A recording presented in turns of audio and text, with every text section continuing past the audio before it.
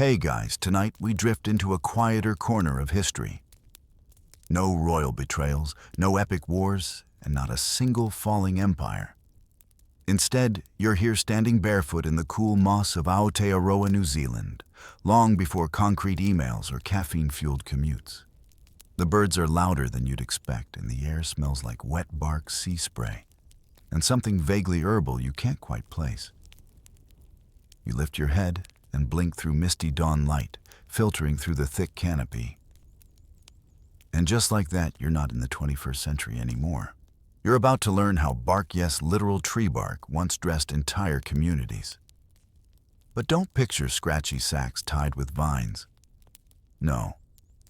The Maori wove cloaks so intricate and valued some were treated like currency, others like kin. You're about to explore how people turned forest skin into wearable art. And you probably won't survive this without getting your hands damp. So before you get comfortable, take a moment to like the video and subscribe, but only if you genuinely enjoy what I do here. Also, drop your location and the time where you're watching from. It's always oddly fascinating to know who else is relaxing alongside you, scattered across the planet like ancient traders on sleepy boats. Now dim the lights, maybe turn on a fan for that soft background hum, and let's ease into tonight's journey together. You start walking again. The soil is damp and pillowy beneath your feet, spongy from last night's rain. On either side of the path, ferns rise like green fireworks, and silver beech trees stretch high into the mist. You're following a stream now, more like obeying it really, as it murmurs downhill toward a place the locals call Kayinga. In a small clearing ahead, a few women are gathered. One of them has a bundle of long, pale strips across her lap. They look like ribbons, but move like leaves. Her hands move calmly, pulling one strip, folding another, her fingers weaving instinctively, while her mouth tells a story to the others about a dream she had involving a talking tui bird and an angry eel. No one laughs. Dream eel stories are taken seriously here. What she's holding isn't finished, not even close. It's not yet a cloak, but you can already feel its purpose.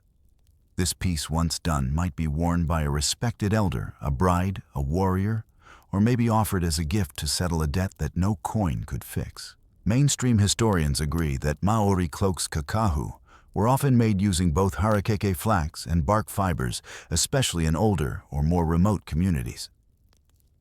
Bark offered strength and weather resistance. Though, to be clear, it wasn't just bark ripped off a trunk and slapped on like a rain poncho. Oh no, it went through a spa routine more detailed than your skincare regimen. You crouch nearby, pretending not to eavesdrop. One woman notices you and gives a subtle nod, an invitation, not quite warm, but not cold either. You're allowed to be curious. That's the rule here. As long as your curiosity is quiet. What you don't know yet is that you're standing in a land where materials have mana spiritual power, and everything, including trees, needs to be asked before being taken. You'll learn that soon enough. In the meantime, your eyes trace the edges of the clearing where bark bundles hang over a low rack like pale fettuccine.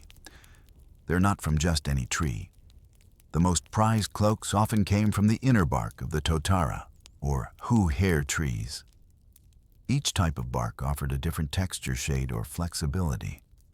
Some were buttery soft after treatment, others coarse enough to act as a form of armor.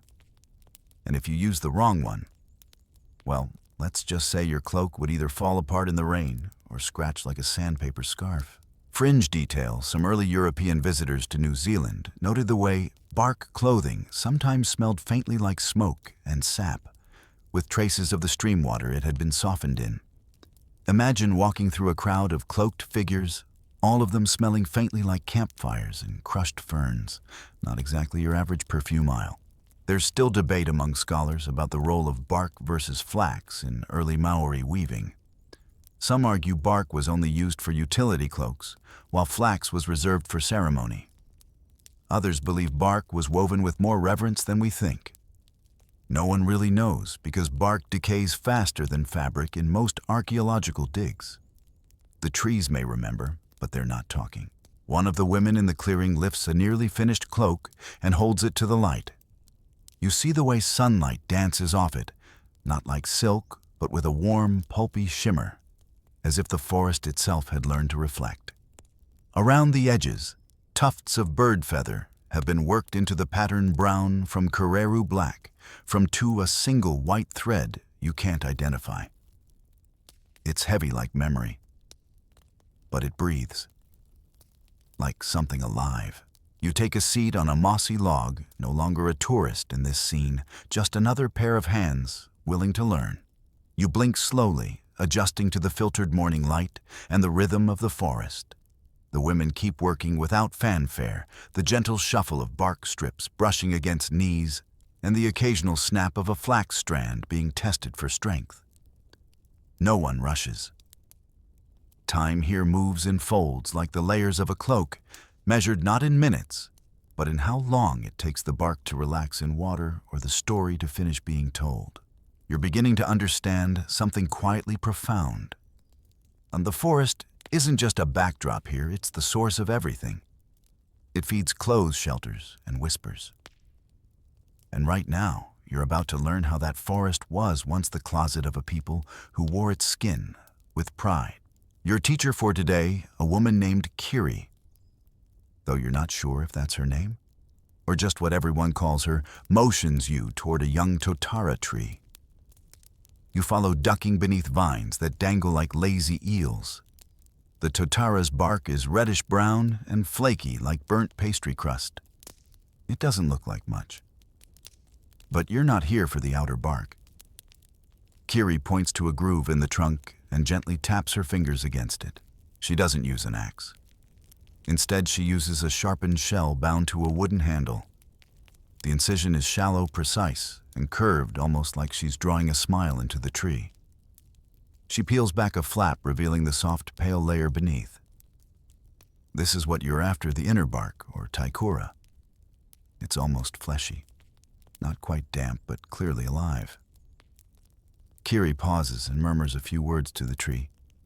Something soft and respectful, and then removes only a modest strip. No more than she needs. There's no gouging here, no hacking. The tree will survive this. That's the whole point. Mainstream historians have often marveled at the Maori's sustainable harvesting practices. Bark wasn't stripped in large swaths, and trees weren't felled just for weaving. In many iwi tribes, taking too much from a single tree was considered both foolish and disrespectful. Some trees, especially elder totara, were considered tapu sacred and only touched with permission from a tohunga, or spiritual expert. Kiri hands you the strip. It's soft, but with the stubbornness of wet cardboard. You try to bend it, and it creaks like an old book spine. It smells faintly resinous, with undertones of earth and smoke. This is your first ribbon of clothing. You tuck it carefully into your bag, though, let's be honest, your bag is a metaphor here. You've got no pockets. Just a quiet sense of responsibility. As you head back to the clearing, you pass several peeled bark bundles hanging from a wooden rack. They've been gathered over days, maybe weeks. Some are already curling at the edges like cinnamon sticks, while others are flatter, still bearing the memory of the tree's curve. The forest breeze lifts a few, making them flutter like lazy streamers. One woman is kneeling beside a shallow pool, pressing strips of bark into the water with a flat stone. You crouch beside her. The pool is ringed with moss and fern, and the water is chilly enough to make your fingers wince. She doesn't flinch, though. She presses and presses, making sure every inch of bark is submerged. You help her gently weight the pieces down with stones. It feels oddly ceremonial, like baptizing fabric. Soaking is crucial. Without it, the bark would stay rigid and brittle. Left in water for a day or two, or depending on tradition, up to a week, the fibers loosen, becoming more like textile, less like tree. Historians note that different iwi had their own preferred soaking times and methods. Some added ash or sand to the water. Others swore by certain stream beds, over others claiming the minerals softened the bark's temper. And here's your quirky tidbit of the day. There's a 19th century journal entry from a European settler who attempted to make a bark cloak by boiling the strips in salted water. The result? A pile of shredded, shriveled failure and one ruined cooking pot. Moral of the story, don't boil your clothes unless you're doing laundry. While the bark soaks, you sit back against a log, half listening to the low hum of weaving songs in the background. One of the kids nearby tries to braid a piece of flax into a lumpy rope and then immediately uses it to trip his friend. Nobody scolds him. Everyone laughs softly like mischief is part of the process. There's debate among modern scholars as to how widespread bark use was in cloak making. Some argue it was limited to inland or southern iwi, where flax was less abundant. Others suggest bark cloaks served more utilitarian purposes, rain shields, workwear, or gifts for travelers, rather than high-status garments. But that theory has holes literally and metaphorically, because some surviving examples include dyed bark strips and feather trims, indicating a degree of care and artistry not usually reserved for raincoats. By now the sun has risen higher, painting golden freckles across the forest floor. You stretch your legs and glance toward the drying rack again. A woman has taken down a strip of bark and begun the next step, beating. This is where bark stops being bark and starts dreaming of becoming clothing. She uses a smooth, flat rock and a rounded club. With a rhythmic thump, she presses and pounds, softening the strip bit by bit. You can hear the fibers surrendering, becoming thinner, more pliable. It's not a loud sound, just persistent like distant footsteps on packed earth. You ask if you can try. They nod. You take the club, lift it gently, and begin to tap. The bark doesn't mind. You find a rhythm. It's like drumming, but sideways. You forget about your posture, about your phone, about that one awkward email you still haven't replied to. You just pound bark. For a moment, it's not history. It's now. The rhythm of the club tapping against bark becomes hypnotic. You don't even notice the way your muscles settle into the motion, how your breath slows to match the beat. There's something gently absurd about it smacking a piece of tree until it's soft enough to wear. But here it makes perfect sense. You're not beating bark. You're coaxing it, persuading it. You're part of a process older than most buildings on Earth. Kiri returns, watching you work. She doesn't correct your technique, just observes. You get the feeling she's gauging something more than just hand pressure, your patience maybe. Your willingness to let the cloak teach you instead of the other way around. Because that's the thing about these cloaks, they don't obey speed. They reward presence. Once beaten to the right, consistency thin, but not torn, flexible, but not flimsy, the bark strips are ready for blending. And this is where things get interesting, because Maori cloaks rarely use just one material. Bark alone might be too stiff, flax alone too slippery, but together they create balance. Harakeke, or New Zealand flax, isn't a flax at all in the European sense. But good luck correcting anyone who's been calling it flax for 300 years. The plant grows in tall fans, each leaf like a long green tongue with a yellowish edge. It's everywhere in Aotearoa. Decorative hedges, sacred groves, food wrappers, rope supplies, you name it. But harvesting harakeke isn't as simple as grabbing a blade and hacking. No. The plant has protocol. You only take the outer leaves, never the central shoots. Those are the baby ones. Or rito, and cutting them is basically leaf murder. And before cutting, many Maori practitioners offer a brief karakia, a chant of thanks and respect. Even plants deserve manners. You watch as Kiri and her niece demonstrate the split and scrape method. They use a mussel shell to scrape the green flesh off the leaf, revealing the fibers inside. It's a bit like peeling string cheese if string cheese were razor sharp and could give you a spiritual crisis. The fibers, called muka, are golden and glistening like threads spun from wet sunshine. Mainstream fact, muka was the prized fiber for fine cloaks, prized for its softness and strength. High-status garments, especially kahu kiwi feather cloaks, were almost always woven with muka as the base. But bark still played its role, especially in older styles or utility garments, like the peka rough rain cloak, often made from bark and grass or other tough materials. You reach out and try scraping a flax leaf yourself. The shell slips a little at first, careful the edges bite, but you manage to find a groove. Peel, scrape, reveal. There's something satisfying about it, like finding a message hidden inside a leaf. Kiri watches, then nods slightly. You're doing okay. Now comes the blending. Bark strips are cut into finer strands, sometimes softened again in warm water. They're paired with flax fibers and twisted together strand by strand.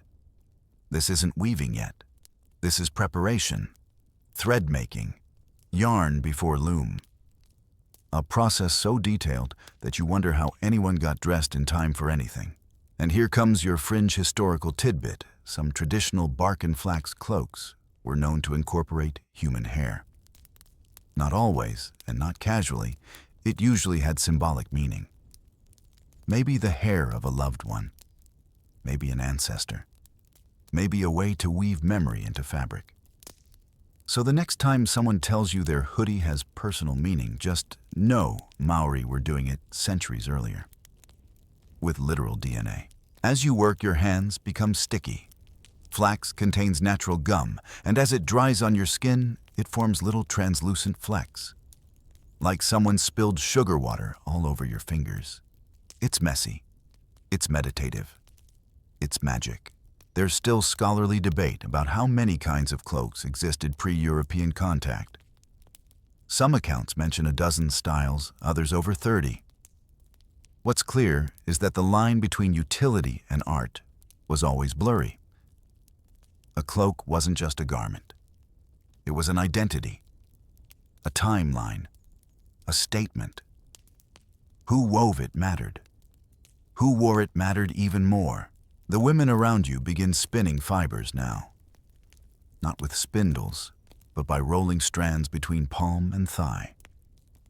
It's an ancient motion, one that every culture with strings seems to have discovered independently. You give it a go. Roll the fiber down your leg, press, your palm, twist, lift. It sort of works. You make a string. It's uneven, ugly, but yours. Your teacher takes it, ties it into a loop, and hands it back. It's not a comment. It's a gesture. You made something. That counts. Birdsong returns in full chorus now, as if nature has decided your humble string deserves applause. Tu calls echo from high branches, liquid fluting sounds that seem halfway between song and laughter. You spot one for a moment, its iridescent feathers glinting like spilled oil. Tuah feathers were once prized additions to elite cloaks, though their capture was regulated by tikanga, or custom. Overhunting was considered not just unwise, but morally off-limits. After all, the bird sings to the gods. Best not to silence it carelessly. You sit back, string loop in hand, sticky fingers resting on your knees. Around you, the women continue spinning, chatting softly. The fibers pile up, threads waiting to be joined. 1,000 years of tradition sitting quietly in someone's lap. And you're part of it now. By mid-afternoon, the clearing smells like wet wood, crushed flax, and something vaguely toasty. Someone's cooking kumara, and your stomach offers a quiet protest. But you're not leaving. You're in too deep. Not in a dramatic way, just in that way where your body has decided it quite likes sitting in the dirt while being gently ignored by experts. Now that the fibers are spun, some bark, some flax, some a mysterious mix that you suspect includes dog hair, but don't ask, they're ready to become something more ambitious. You follow Kiri and her niece to a wide, flat weaving frame made of driftwood and vine. It's tilted slightly, resting at an angle against two boulders. Nothing fancy. No metal, no clamps, no smart tools. Just wood patience and ancestral muscle memory. She explains that the technique they're using is called watu. Ua finger weaving method, where horizontal threads are hand-knotted rather than passed through like on a European loom. It's slower, more personal. Less industrial revolution, more quiet afternoon with a cup of bark tea. You crouch beside her as she begins.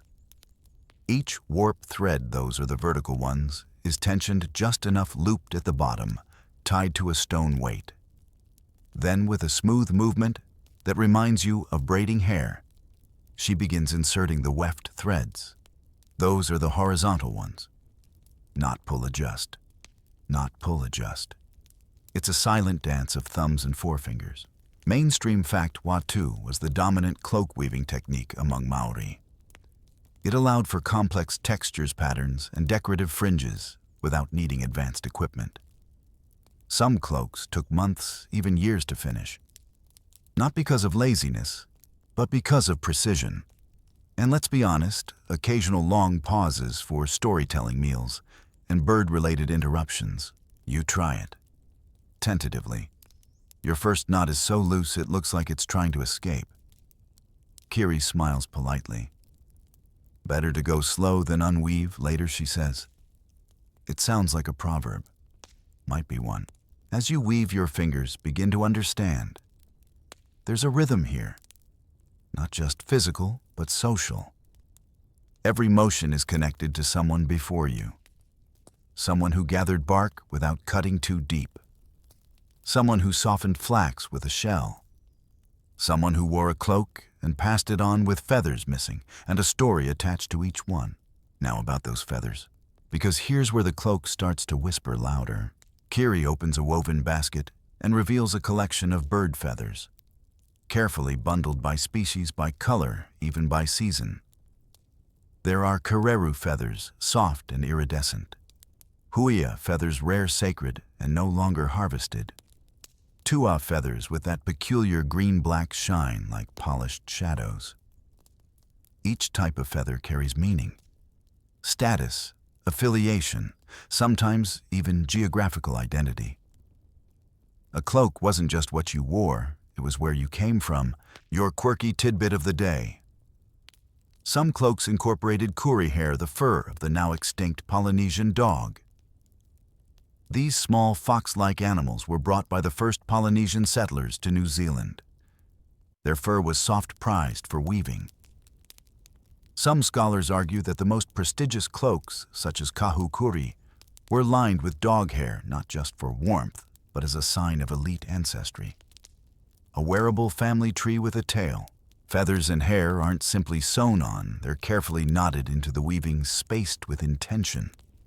Too many, and the cloak becomes heavy, impractical.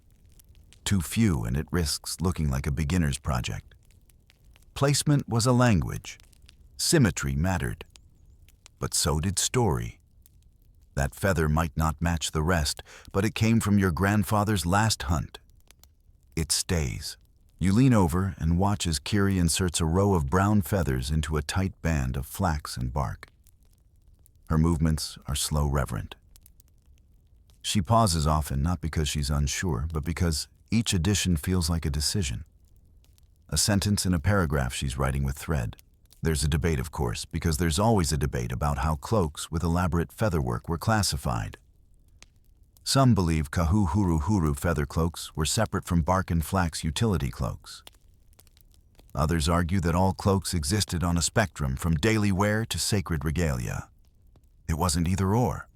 It was when, why, and for whom. As the sun tilts westward, a boy arrives with a bundle of fern leaves and places them beside the frame. They're not for weaving. They're for pressing the finished cloak later to keep its shape and scent. That's right. These cloaks weren't just seen, they were smelled. Some were stored with herbs, others with wood ash or dried bark powder. You didn't just wear a cloak, you carried its memory even in your nose. You glance down at your own messy threadwork and chuckle quietly. It's a little wonky, definitely crooked. But something about it makes you feel proud. You're not making a cloak for a chief, but you are making something that exists, and that counts. Bird song has softened, now replaced by cicadas tuning up their evening symphony. The light through the trees is golden fractured. It dances across the weaving frame like warm lace. Kiri gently sets her work aside and stretches. The other women murmur to each other, wrapping threads for tomorrow. No one hurries. Nothing about cloak making is rushed. You're reminded that in this world, things are made with time and held with care. And sometimes you think that's all a cloak really is, time and care made visible. You wake the next morning to the sound of drizzle tapping gently against the woven shelter above your head. Not heavy rain, just the kind that settles over everything like a sigh. Around you, cloaks are draped over low branches, drying in the mist. Not hanging limp and soaked, but breathing softened, shaped alive in the damp air. It's a good day for weaving, or for quietly watching others weave and pretending you're helping. You make your way to the clearing where yesterday's progress lies bundled beside the frame. Today, you're going to learn how the cloak really begins to come together, how each fiber is gathered, placed, and fastened in a way that somehow makes sense, even though it looks like chaos to the untrained eye. Kiri waves you over and points to the base of a nearly completed garment. It's a peka rain cloak made mostly of bark and coarse flax. This isn't one of the feathered prestige cloaks. It's working wear. Practical, durable. But even this has its own elegance. You kneel beside her and trace your fingers along the bottom fringe. It's stiff, almost bristly, like the tail of an old broom. That's not an accident. The bottom edge of a pake was often designed to flick water away, almost like a gutter. The rest of the cloak would let rain slide down its surface and off your back quite literally. Mainstream fact, Maori didn't traditionally carry umbrellas, but they didn't need to. Cloaks like these were designed with New Zealand's famously temperamental climate in mind. And let's be honest, there's something quietly brilliant about wearing a garment that functions like your own personal hut. Your job today is to prepare the next batch of fringe. It's not glamorous, but it's oddly satisfying. You begin by sorting bark fibers by thickness. The finest ones go toward the upper rows, closer to the shoulders. The rougher ones are for the hem. You twist a few into loops, then knot them in tiny, repetitive motions. Over, under, pull, repeat. It's soothing. It reminds you of those strange little habits people pick up when they're anxious, picking at tags, tracing the rim of a glass. Only this habit results in clothing. Kiri hands you a stone weight with a piece of fiber attached. You're going to learn how to tension your warp threads properly. If your eyes glazed over reading that, don't worry, yours did too. But in practice, it makes sense. The weights hang from each vertical thread, keeping them taut while you weave the horizontal weft through. It's like setting up a tightrope course for ants. Here comes today's quirky tidbit. In some coastal iwi, weights used for weaving were carved with small symbols, waves, birds, or fishhooks. Not just decoration, but possibly spiritual reminders. Or maybe they just liked fancy rocks. Historians are still arguing about it, of course. With your threads tensioned, you begin another row. Slowly, carefully. You're starting to notice that the threads want to behave a certain way. They twist unless you guide them. They loosen if you don't pull quite right. It's like braiding someone's hair while they sleep. You have to be gentle, precise, and ready for them to twitch unexpectedly. As the day moves on, you listen to conversations around you. Not loud ones. Just the steady hum of shared labor. A woman tells a story about her grandmother's cloak, the one with 4 red feathers and a dog hair lining. Another chuckles and says hers smelled so strongly of smoked eel that her brothers refused to wear it even in winter. It's not gossip, it's memory stitched out loud. You ask about color, what dyes were used. Kiri's niece lights up. She shows you a series of bundles wrapped in flax leaves. They're tucked beneath stones, still damp from soaking. One is bright yellow cowhide bark, she says. Another deep red from totara heartwood. A third muddy purple from crushed hinau berries.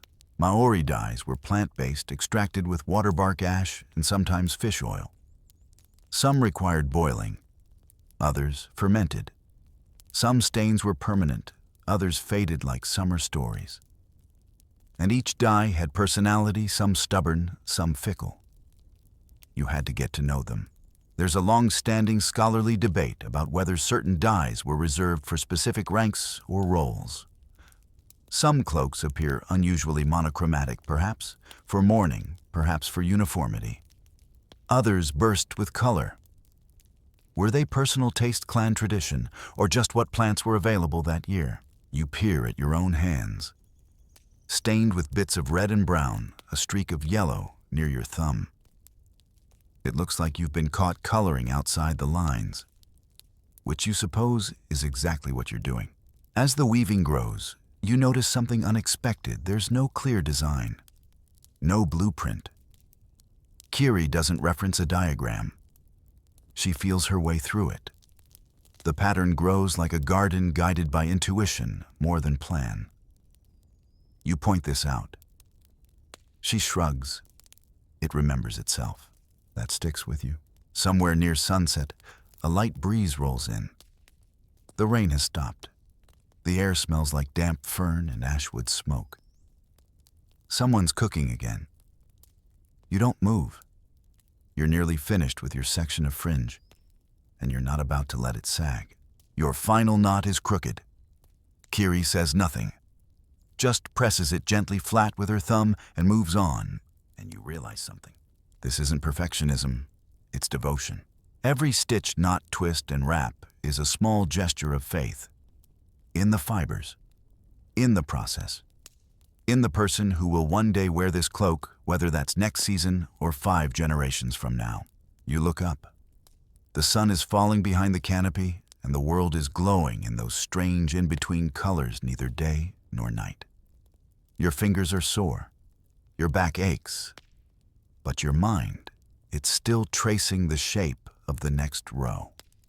The next morning, you're up before the birds wrapped in a borrowed cloak that still smells faintly of smoke and moss. Your hands ache and you find bark shavings under your fingernails, small proof that you're no longer just observing. You're part of the rhythm now. The soft, repetitive logic of threads, knots, and time. Kiri's already awake, crouched beside the loom, inspecting yesterday's work like a teacher reviewing homework she'll never grade. She nods once. That's her version of applause. Today, she says you'll learn about shaping the cloak. See, it's not just a long rectangle. It has weight, curve, purpose. Some cloaks are squared off like drapes, others taper at the bottom to reduce drag while walking.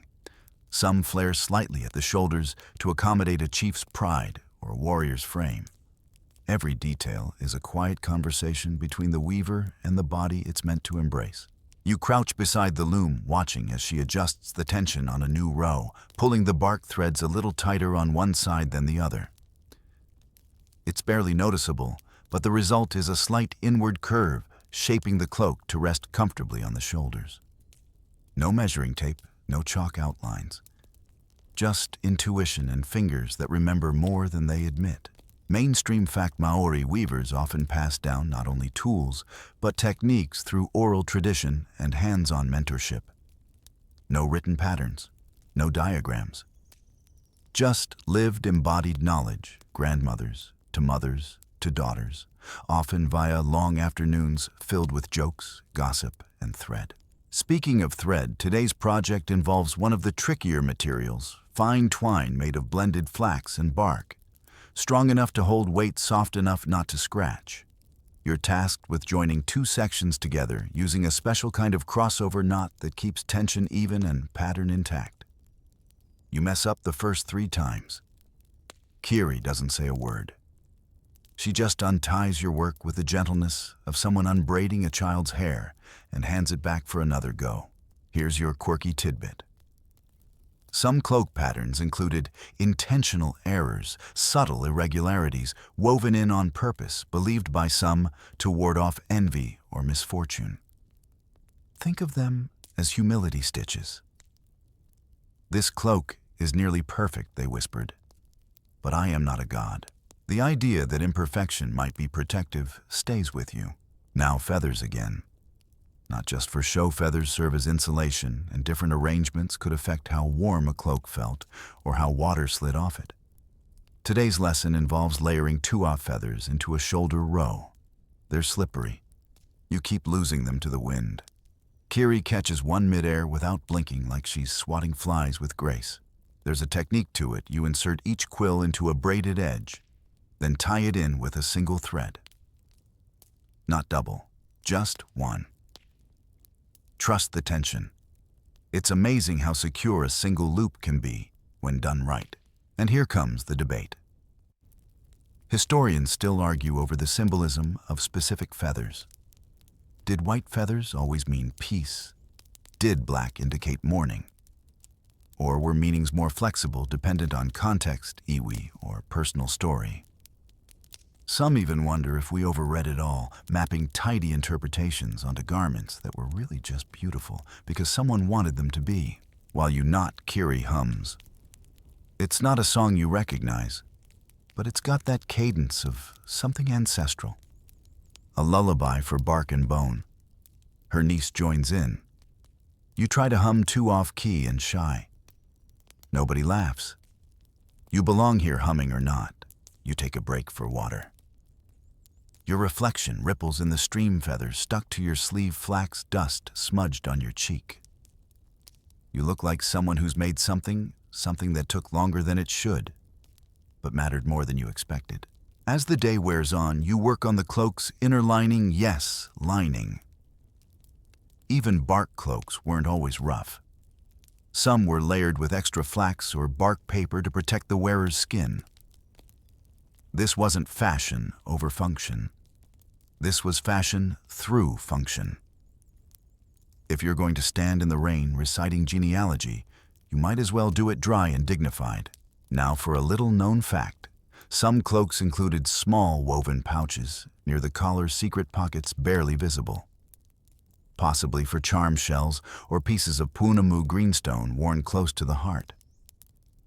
Not quite a medieval wallet, but not far off either. You ask Kiri about them. She shrugs. Everyone hides something, she says. By now, your weaving has become passable. Not perfect, not prize-worthy. But it holds. It curves. It stays together. And when you step back and squint, you can't even tell where Kiri's knots end and yours begin. That night, the fire crackles low, and someone drapes the nearly finished cloak across a carved log to let it settle. In the firelight, the feathers shimmer like wet leaves. The bark threads cast soft shadows. You sit in silence, watching it breathe. It's strange how something that started as forest and fiber now feels like it has personality. Like it knows it's a cloak. Like it's ready to do its job. You crawl into your own blanket hands, aching shoulders, warm mind, still tying knots in the dark. You dream of feathers, of threads, of a single loop that holds everything together. You rise slowly, joints creaking like old loom frames, and blink into another misty dawn. The clearing is still. Cloaks hang like sleeping guardians, barely rustling in the breeze. It's quiet except for the soft patter of a tui hopping through the low branches, inspecting yesterday's threads like a particularly picky fashion editor. Today, Kiri says, is about finishing. But finishing doesn't mean done. Not here. Not ever really. In the world of bark cloaks, finishing is a phase, an invitation to refine, reflect, and maybe if you're lucky, let the cloak tell you what it still needs. You sit cross-legged at the edge of the weaving frame and begin trimming loose threads. Not hacking, not rushing, just snipping and smoothing. Kiri watches, nods. A cloak has its own mood, she says. You just help it come into the world. You smile, unsure whether she means it literally. Here, metaphors blur like morning fog. Mainstream Maori cloaks were never mass-produced. Even in the 1800s, as contact with Europeans increased and woven goods were sometimes traded, cloaks remained deeply personal. The finest ones could take up to a year to complete. Some were passed down for generations, worn only on special occasions. Others were buried with their owners wrapped not in shrouds, but in stories. As you work, you notice the bark fibers have darkened slightly overnight. The air has tightened them, pulled them into shape. They feel more like fabric now, less like tree. It's a small transformation, but a proud one, like bread turning golden in an oven, or a baby bird drying its feathers for the first time. Your task this morning is folding the outer edges inward and securing them with fine muka thread. It's fussy, repetitive work, the kind of thing that invites wandering thoughts, which is convenient because the elders sitting nearby have started telling stories. One talks about a cloak worn in a peace ceremony between rival Hapu sub-tribes. Another recalls a cloak gifted to a European missionary who, not understanding its value, used it to dry dishes until someone gently intervened. Everyone laughs. The cloak was returned. The missionary learned. The dishes stayed wet. The quirky tidbit time. There's at least one recorded instance where a finely woven cloak was used to settle a land dispute. Not bought, not bartered, settled. The cloak was offered as recognition of an injustice and accepted as a sacred gesture. Try settling a real estate argument today with outerwear and see how far you get. You ask about the cloak's lifespan. How long do they last? The answer is, of course, it depends. Bark cloaks, especially pak, were often exposed to the elements and wore out faster. Feather cloaks, treated more delicately, could last lifetimes, especially when cared for with the right herbs, oils, and respect. And here's the thing, they weren't always repaired. Some damage was left visible, even celebrated. A torn edge could signal survival. A patch of discolored bark might remind someone of a specific storm. A missing feather might represent a bird that never came back. It makes you think maybe we all need a little more cloak logic in our lives. Not everything has to be patched perfectly. Sometimes the flaw is the feature. Kiri hands you a bundle of soft raupo leaves, dried, flattened, still fragrant. She shows you how to press them along the inside collar, adding just a whisper of padding. So the cloak remembers your shoulders, she says. There's that word again, remembers. It's becoming clear that these cloaks aren't just things. They're beings. They carry memory the way trees carry rings. Every knot, every quill, every stripe of dye whispers I was made with time. Scholars often debate the symbolic versus functional purpose of bark cloaks. Were they just raincoats for eel fishers, sacred vestments for oratory multi-purpose tools in a pre-industrial wardrobe? Probably all three. And probably more. The truth, as usual, is messier than the museum label. You move slowly now. Not because you're tired, though you are, but because finishing something like this feels delicate, final but not finished. Like saying goodbye at the airport, you stretch it out, hoping time might forget to move forward. As you tie the last corner hem, you realize you've stopped thinking, not zoning out, just flowing. Your hands know what they're doing. Your breath has synced with your knots. You are in this moment, not a visitor, not a student. Just a pair of fingers helping bark become memory. And when it's done, really done, Kiri takes the cloak in both hands, lifts it high, and lets it drape across your shoulders. It's heavier than you expect, but not burdensome. Grounding. The bark is warm from her hands. The feathers tickle your neck. The threads hug your collarbones like a promise. You look down and see not a craft, but a story stitched from forest water time and care. You don't say anything. Neither does she. The cloak says enough. You spend the next few hours simply wearing the cloak, not striding around, not modeling it for compliments, just being in it, letting it settle. The weight of it presses gently on your shoulders, like an old friend leaning in. You walk slowly around the clearing, the hem brushing the tops of damp ferns, and everywhere you move, the fibers shift, whispering soft little sounds of friction and wind. This cloak is not a costume. It doesn't transform you into something else. If anything, it makes you more yourself. Heavier in a good way. More rooted. Kiri watches you and finally nods again, the small rare one that means it fits. But now it's time to learn about the meaning of who gets to wear these cloaks and why. The Maori didn't distribute cloaks like prizes at a carnival. They weren't for sale, not really. Cloaks were often made with a particular person in mind, someone specific. A chief, a beloved child, a bride, a departing warrior. Or in some cases, someone who had earned great mana spiritual authority through wisdom, bravery, or sheer endurance. Mainstream fact. In traditional Maori society, a finely woven cloak, especially a kahu huru huru, with intricate featherwork, could be a symbol of chiefly status. Some cloaks were worn only for formal gatherings, war speeches, or ceremonial gift-giving. Others marked rites of passage like becoming an elder or recovering from a serious illness. In short, the right to wear a certain kind of cloak had to be earned. So you ask the obvious question, what about everyone else? Kiri shrugs. Everyone had cloaks, she says, but not everyone had stories in theirs. And that's the difference. A simple pake might keep you dry. A sturdy kahu kurari woven flax might be passed between family members like hand-me-down armor. But the truly elaborate cloaks, they were repositories of meaning. The feather arrangement might represent a genealogy. The color pattern might refer to a battle. Even the fringe could signal which hapu you belonged to.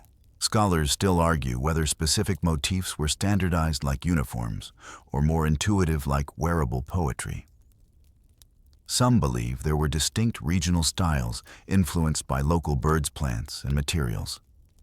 Others suggest the differences were less about geography and more about storytelling styles, each weaver adding their voice to the visual language. Either way, the cloak you're wearing isn't just one of many, it's one of one. You sit by the fire and listen. As one of the elders recalls a famous cloak passed down 5 generations. It was said to make whoever wore it speak more clearly, though whether that was due to supernatural power or the sheer intimidation of looking like a forest spirit, no one's sure. Quirky tidbit of the day. Some oral histories mention cloaks that whistled in high wind due to their unique fringe patterns.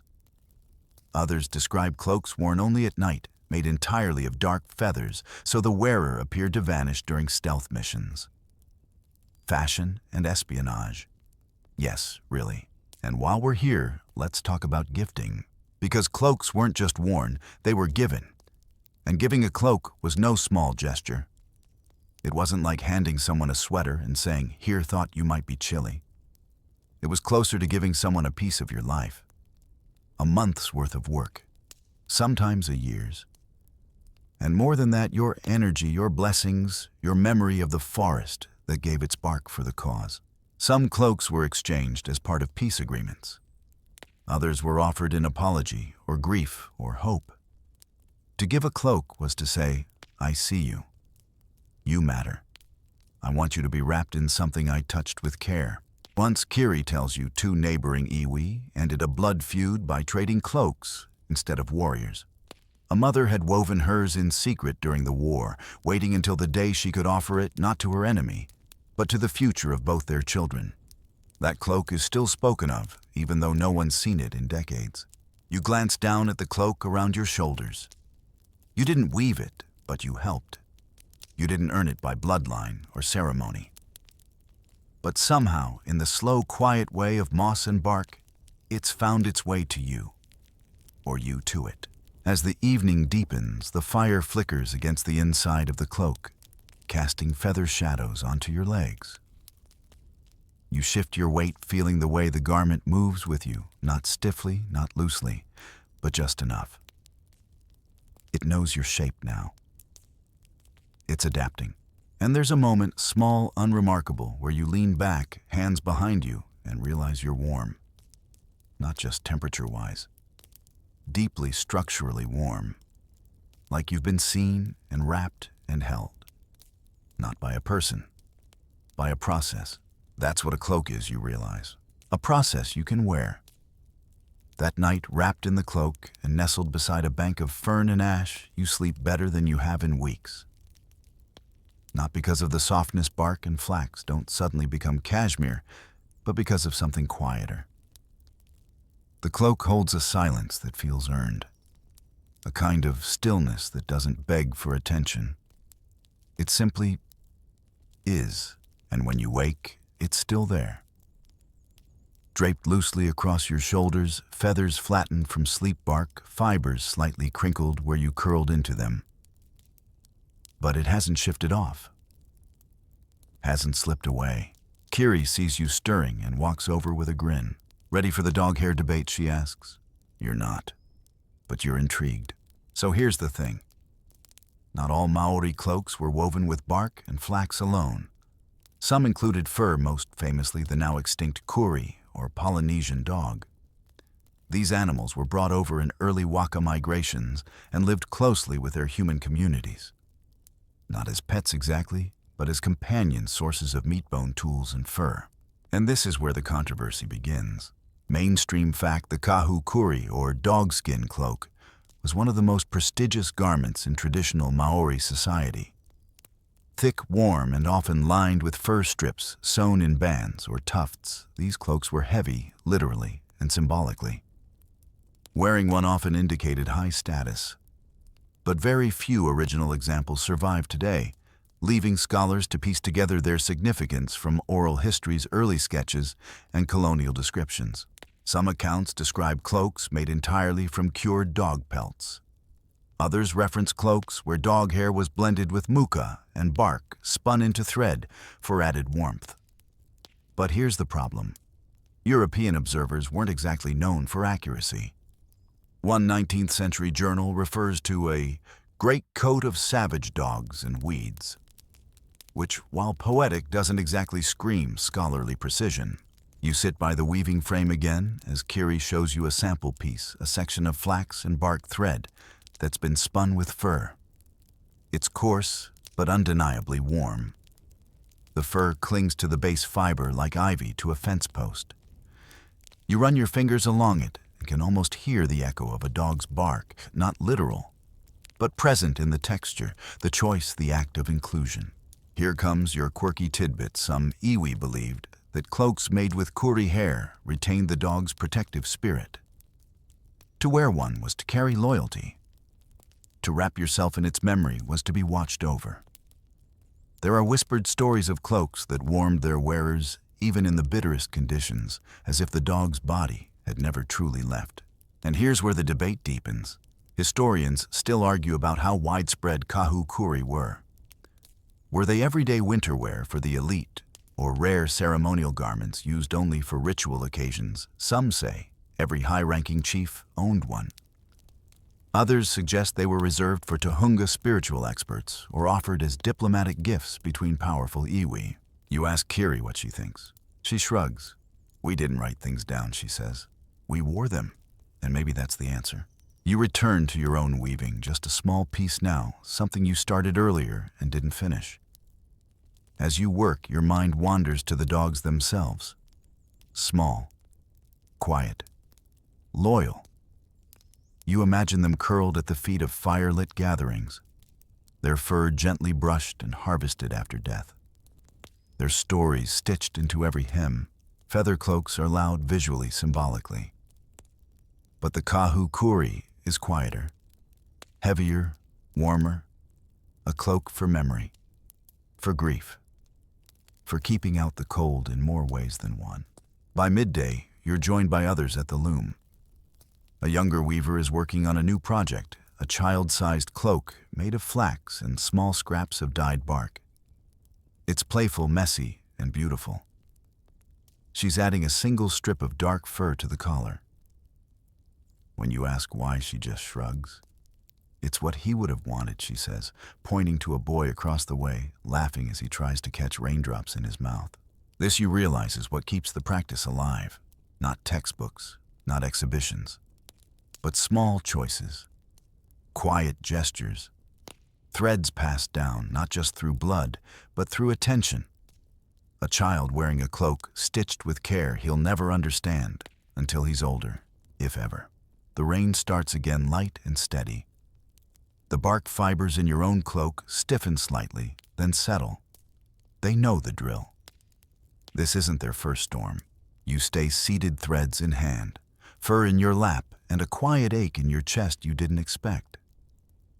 Because now you're beginning to understand what it means to earn a cloak, not with rank or bloodline, but by listening, watching, nodding and unknodding, and trying again, by letting the bark teach you.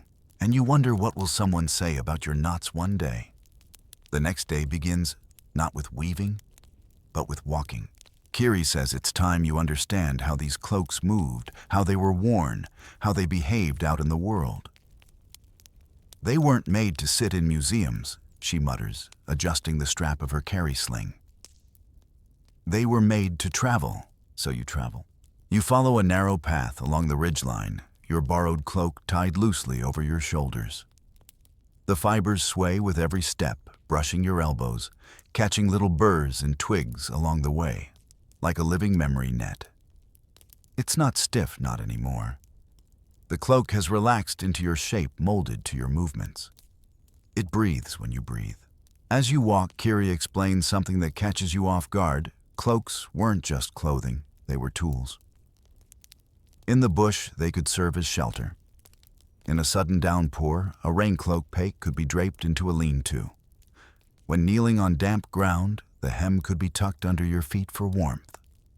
Some were folded to carry bundles. Others were used to swaddle infants on long journeys. Mainstream Maori travelers often relied on cloaks as multifunctional gear.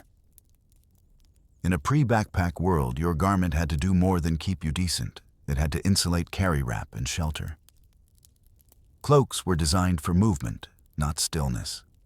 They were layered, looped, and sometimes belted depending on the terrain and task. Kiri pulls her own feather-fringed cloak tighter as a gust of wind rolls up the hill. You don't just wear them, she says. You use them. Halfway along the trail, you pause at a lookout. Below is a valley of pohutukawa trees, their blossoms painting the green hills with sparks of red. In the distance, you can see the shimmer of the coastline, the place where bark meets salt, where old trade routes once drifted like threads between waka. And that's where the next story begins, trade. Yes, cloaks were worn and gifted, but they were also traded sometimes for food tools, greenstone, or even stories. Not mass market, not for currency. But in moments of trust, when someone offered a cloak, it often meant something more than a deal. It meant connection. You sit under a tree, the breeze tugging lightly at the hem of your cloak, and listen to Kiri recount a story passed down in her family. Her great-grandmother, she says, once traded a small child's cloak for a carved paddle, one that had belonged to a renowned navigator. The trade wasn't about equal value. It was about money. Both items had been made with care. Both carried story. They were exchanged like a handshake between ancestors. Quirky tidbit. There are accounts of cloaks being traded for things as unusual as songs. Entire performances choreographed with poi and haka in exchange for a particularly stunning feathered kakahu. Not to buy the song, but as tribute. You don't just wear a cloak, you offer it as voice, as honor, as currency in a world where spirit matters more than silver. You run your hands over your own cloak, feeling the way the bark threads still hold tiny bits of forest seeds, flecks of lichen, one stubborn burr that refuses to leave. It's imperfect, but purposeful. Like a passport stamped by places only you can name. As you make your way back down the hill, you start noticing how the cloak interacts with your body. It tightens when you lean forward. It loosens with every exhale. It doesn't restrict it, reminds. It adjusts its shape, not because it's clever, but because it's been shaped by use, by time, by your hands. You remember the thread you spun 3 days ago, too loose, awkward, uneven. You spot it now in the hem right by your left hip. It holds. Wobbly but firm. There's still debate among historians about whether certain cloaks were woven for specific occasions, births, weddings, deaths, or whether they simply absorbed meaning over time. Some say the finest cloaks were made over the course of years with feathers collected season by season.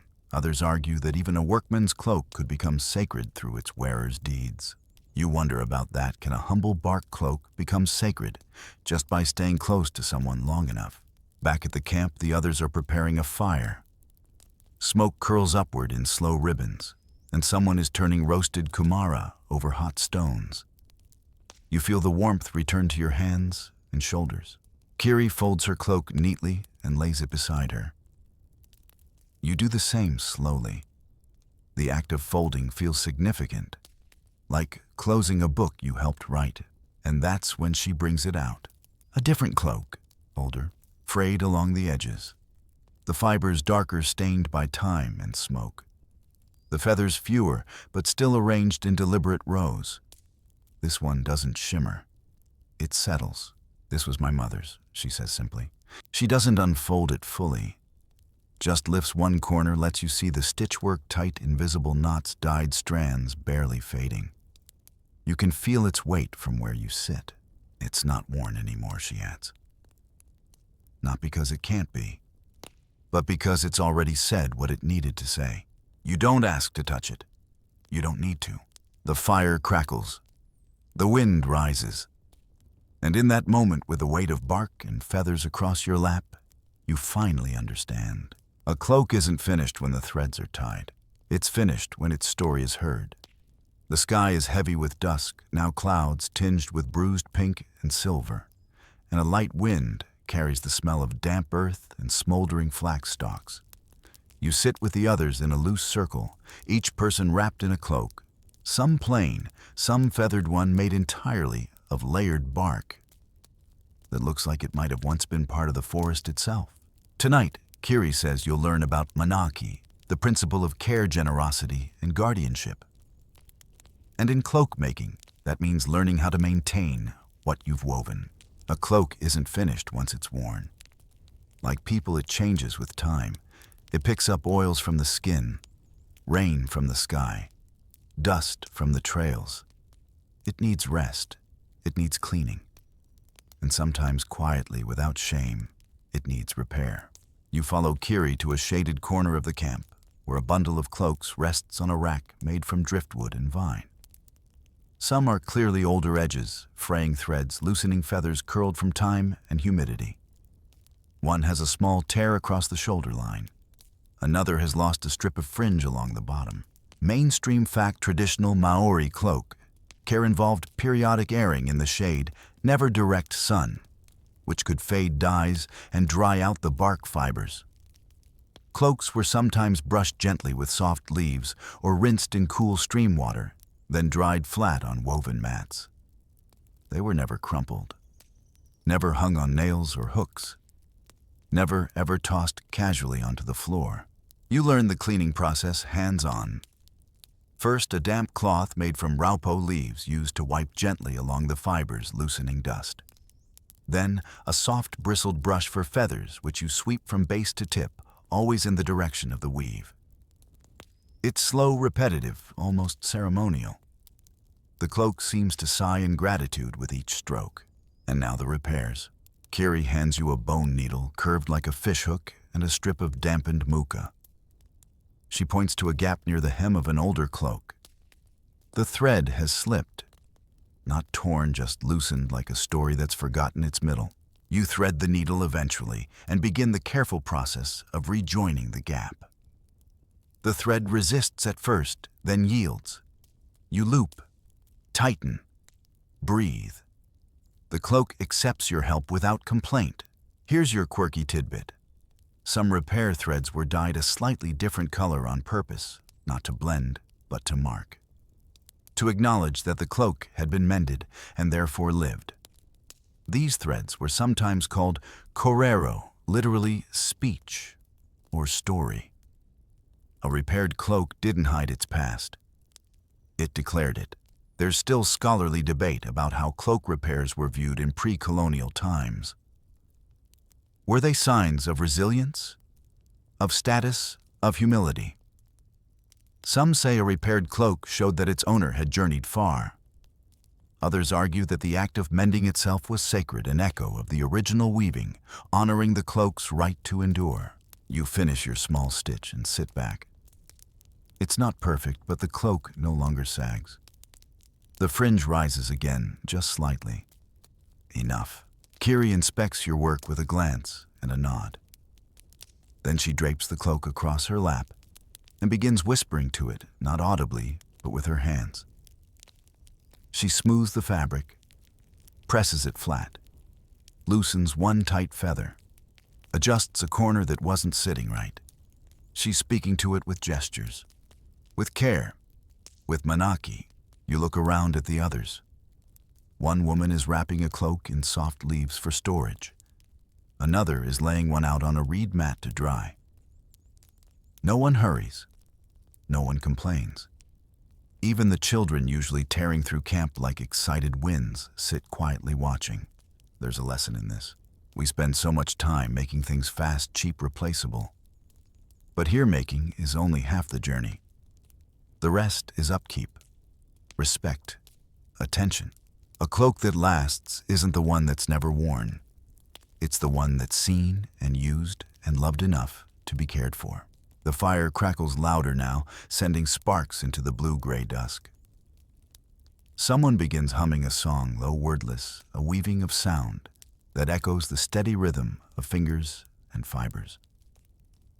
You close your eyes and listen, the weight of bark and feathers on your shoulders, the memory of a needle still tingling in your fingertips. You think about all the cloaks in the world, forgotten in trunks or displayed under glass, never touched again. You think about how lucky this one is to still be alive, not as an object, but as part of a relationship. And maybe you think you're lucky too, because now you know how to keep something alive. The next morning arrives with a hush. Not silence, never quite silence in the bush, but the kind of quiet that comes when the birds haven't decided what kind of day it will be. Even the wind holds its breath. You're roused not by noise, but by the feeling of someone laying a cloak over your shoulders. Not your borrowed one, this one's thicker, lined with extra muka, and still faintly warm from another person's body. You look up to see Kiri already walking away, not saying a word. Today, she tells you later, you're going to wear the cloak the way it was meant to be worn outside, across distances with purpose. Not just for comfort, not just for ceremony, but for function, for movement. So you follow her, and soon the trail drops steeply toward the coast. The air shifts briny and sharp, and somewhere ahead you hear the distant roar of surf. This is where cloaks reveal their most practical magic. They adapt. As you descend, the mist grows thicker, beading along the bark fibers and weighing down the fringe. But instead of becoming soggy or limp, the cloak tightens. The bark threads swell, closing gaps. The woven surface becomes almost slick, repelling water like oilskin. Mainstream fact: Maori rain cloaks were crafted specifically for wet weather. They used tough materials like undressed flax, coarse bark, or cabbage tree leaves. When dry, they were light and scratchy, but in the rain, they transformed. The fibers swelled to form a natural barrier, keeping the wearer warm and dry. Think of it as breathable armor that literally activated when wet. Kiri pauses to let you catch up. Her own cloak is beaded with droplets that sparkle in the gray light. She doesn't brush them off. Let the rain do its job, she says. As you reach the beach, the world opens wide. Endless sand, jagged rocks, wind from every direction. Your cloak pulls tight across your back, hugging you against the gusts. It doesn't flap wildly like a cape, its weight keeps it close. It doesn't blind you with motion. It holds you, and then comes the test. You're helping gather driftwood, long pieces that will be used for future loom frames, carving practice, or firewood. It's awkward work. Heavy, damp, sharp in places.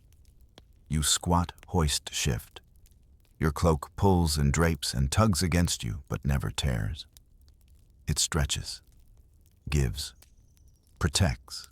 Kiri laughs at your awkward attempts. You're wearing it like a costume, she teases. Let it move with you. You try. You stop fighting the fabric. You lift from your legs. You let the bark press against your neck and arms like an extra layer of skin. Suddenly, your balance improves. Your arms swing freer. You can see how someone could live in this cloak for days.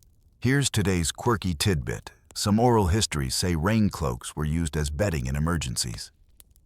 If caught far from camp, travelers would sleep under their cloaks, huddled in hollows or tucked beneath overhangs. A good pake could keep you dry, even in the worst storm, and that meant survival. There's still scholarly debate about whether Maori ever wore cloaks while swimming short distances between canoes or across rivers. Some say they were shed first. Others believe certain bark cloaks were water-resistant enough to paddle in. The evidence is murky. The idea, though, is fascinating: clothing that wasn't afraid of getting wet. As you gather more wood, the rain intensifies. And here in the wind and wet and weight of the world, your cloak becomes something more. It becomes invisible. You stop noticing it, not because it disappears, but because it works. It's no longer a thing on you. It's part of you. The walk back is slow, the trail muddy. You're tired, but you're warm, dry enough, wrapped in your efforts, protected by what you helped make. At the top of the ridge, Kiri helps you unload the wood. She doesn't say much, just wipes her hands on the edge of her cloak and nods. You nod back. No one needs to say what was just proven. The cloak works. Later in the clearing, someone lays your damp cloak out flat to dry. You sit beside it, cross-legged, hands on your knees, and just watch. The bark edges curl slightly as they release their water. The flax threads shimmer with memory. There are stains now, small ones from driftwood and salt, and the occasional misstep in the mud. You don't mind. They're part of it. Cloaks weren't made to stay pristine. They were made to serve, to travel, to endure. You wonder how many cloaks have walked these same trails, wrapped around generations, each one softened by rain and time. You think of them sleeping in damp grass, glinting at funerals, brushing against infants' cheeks, worn into welcome halls and farewell ceremonies alike. You think of all the shoulders they've touched. And tonight, when you hang your cloak near the fire, you do so gently, not like something precious, but like something familiar, like you'd hang a memory to dry. The next day opens not with activity, but with stillness. It's overcast again, thick, soft clouds stretching over the treetops, holding in warmth like a great woven ceiling. You sit in the weaving shelter, your hands resting on your lap, your borrowed cloak folded neatly beside you. It's dry now, slightly stiffer from the salt, but not harmed. If anything, it feels more itself. Kiri settles in across from you, rolling a length of muka between her palms. Today, she says, you learn how feathers tell the truth. Not speak, not decorate, not symbolize. Tell the truth. You tilt your head, waiting for the explanation. It doesn't come in words, not right away. Instead, she opens a narrow woven box and lifts out a bundle of feathers tied together at the stem. Some are short and soft. Others are long and striped, iridescent. All of them, you can tell, were gathered with care. None look plucked at random. You're going to learn how feathers were used in cloaks, and how they shaped more than fashion. They shaped meaning, mainstream fact. In Maori culture, feathers were more than just embellishments. Certain birds were considered sacred or powerful, and incorporating their feathers into a cloak imbued it with status, spiritual weight, or tribal identity. A kahu huru huru. A feather cloak could be the most prestigious garment a person wore in their lifetime. Kiri begins laying feathers along a half-finished collar, her fingers positioning each one like tiny brushstrokes. She doesn't rush. She doesn't explain. She just works. You watch. Then she speaks. Each bird has its own story, she says, tapping a small white feather with the tip of her nail. This one belonged to a kotare, a kingfisher. Quick, sharp-eyed, good for someone who watches over others. She picks up a black and green feather. Tua, a songbird with two voices. This one's for talkers, orators, people who can shift a room. Then a single brown and white speckled plume. Ruru, the owl. A cloak with ruru feathers is for someone who listens, someone who sees in the dark. You look down at the bundle of feathers she's handed you. They're smaller, subtler, not flashy, brown with a soft curve. Pipi huarauroa, she says. The shining cuckoo, It travels long distances, shows up quietly, changes the season. Quirky tidbit. The Pipihuarauroa was sometimes called the herald of spring because its song marked the end of winter. A cloak with its feathers was seen as a symbol of transition, an object worn during moments of change, leadership handovers, births, deaths, or long migrations. You ask how feathers were harvested. No traps, Kiri says firmly. No greed. Just what the forest gives.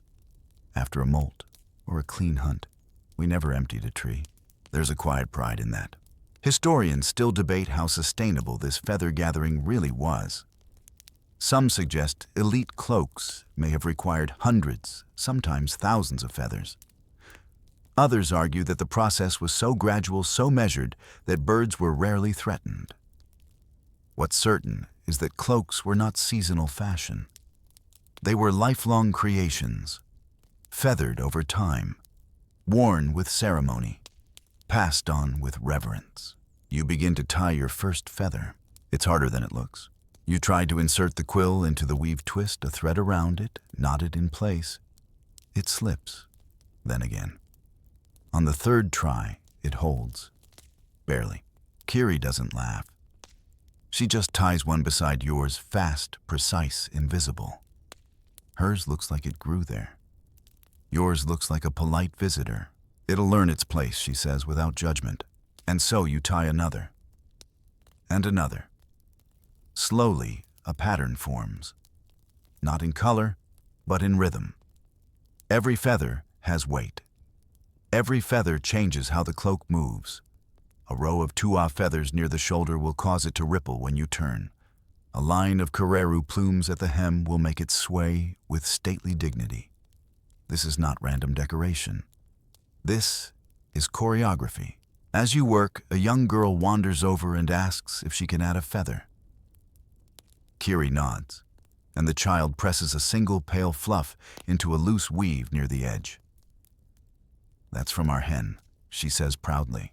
You expect Kiri to remove it. She doesn't. Every cloak needs a joke, she whispers. The afternoon passes in gentle silence, broken only by the soft rustle of feathers, the occasional snap of thread, the quiet laughter of hands doing familiar work. You think about all the truths a cloak might carry.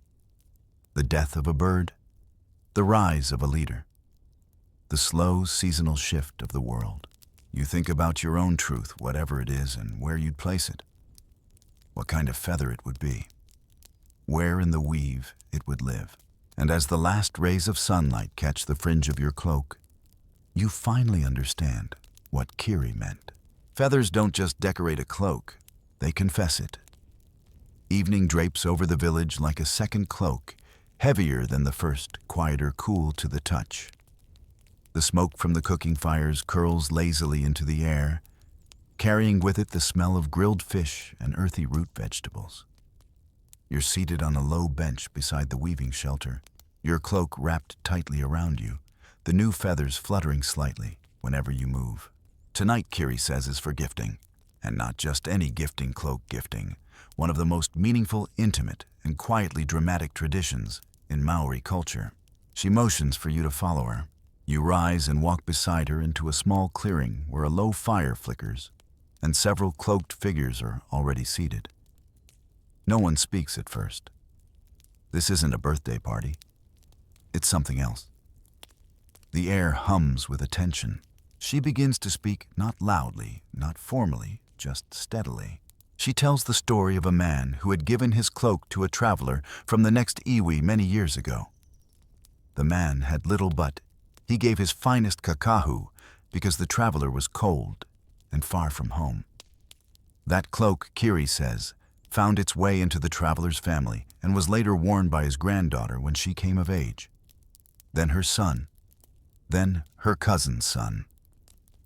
Eventually, it came back decades later, offered as a gift in return at a wedding that joined both families. That's how cloaks work, she says, gazing into the fire. They don't leave. They just walk a while. Mainstream fat cloak gifting was deeply symbolic in Maori society. It could mean recognition, apology, alliance, gratitude, farewell, or forgiveness. A cloak wasn't just a thing to hand off. It was a conversation, an offering of time and identity. Often the act of giving was more important than the object itself. And now you're watching it happen. An older woman steps forward, removing her own cloak, a faded, beautifully weathered piece, with a fringe made of twisted bark fibers and pale kiwi feathers. She lays it across the shoulders of a young man, maybe 15, standing nervously at the edge of the firelight. He doesn't cry, but you can tell his breath hitches. Kiri leans toward you. He just lost his grandmother. That was her cloak. Now it's his. No big speech, no applause. Just one life story passed on to another. You think about all the cloaks you've seen in museums, sealed in glass, spotlighted, silent.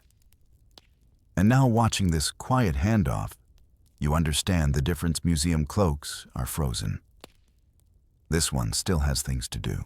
Then comes your quirky tidbit. In some iwi, it was customary to fold a gifted cloak inside out, leaving the inner lining exposed.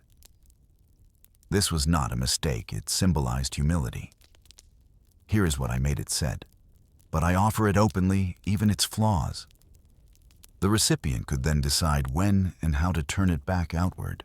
You sit for a long time, cloak over your knees, listening to the soft murmur of others now telling stories when they gave a cloak or received one.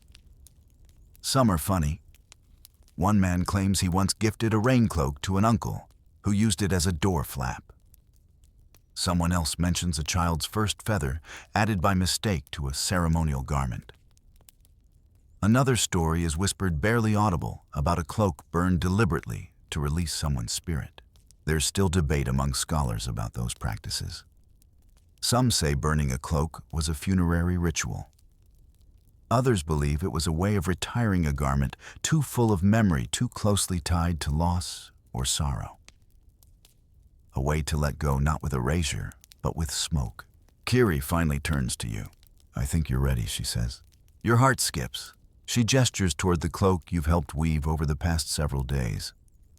Its simple bark and flax, a line of tui feathers, one odd hen feather, and the tiny patch you mended near the hem. You know its flaws. You know its weight. You know every mistake that somehow stayed in place. And now you know what to do. You stand. Pick it up. Fold it once. Then again. You step forward and lay it across the shoulders of the same young girl who tied the hen feather into the weave. She stares at you wide-eyed. "It's yours," you say quietly. You expect her to laugh, or cry, or run. She just nods. Slowly, like someone who's just been handed a map. Because that's what it is, isn't it? A cloak is a map. Of time, of care, of where you've been and who helped you get there. Later, when the fire dies down and people drift to sleep, you look back at her across the clearing. She's curled beneath the cloak, not treating it like treasure, not worrying about its fibers, just sleeping in it. And that's how you know the gift worked, not because it was admired, but because it was trusted. The next morning brings the clearest sky, yet a deep, gentle blue that stretches unbroken from hilltop to horizon. No mist, no drizzle, just sunlight filtering through leaves in golden bars and a breeze that smells faintly of earth salt and someone quietly steaming shellfish nearby. It's your last full day in the village. You know it without being told.